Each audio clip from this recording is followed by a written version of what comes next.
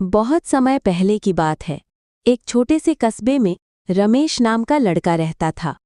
वो पढ़ाई में अच्छा था, लेकिन घर की हालत ठीक नहीं थी। उसके पिता बढ़ई थे और रोज की मेहनत से घर चलता था। एक दिन रमेश स्कूल से घर लौट रहा था।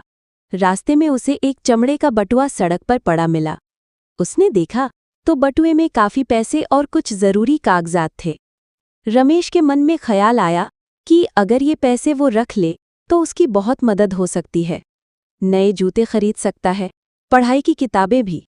लेकिन तुरंत उसे माँ की बात याद आई। बेटा, कभी भी किसी का हक मत लेना, ईमानदारी हमेशा फल देती है। रमेश ने निश्चय किया कि बटुआ उसके असली मालिक तक पहुंचाना ही सही काम है। वो बटुए में रखे कागजों को ध्यान से देखने लगा। उसमें एक पहचान पत्र था जिसमें मालिक का नाम और पता लिखा था।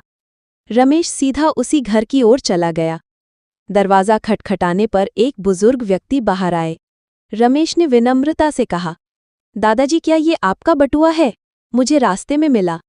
बुजुर्ग की आंखें भर आईं। उन्होंने कहा, बेटा, ये तो मेरे पूरे महीने की पेंशन थी।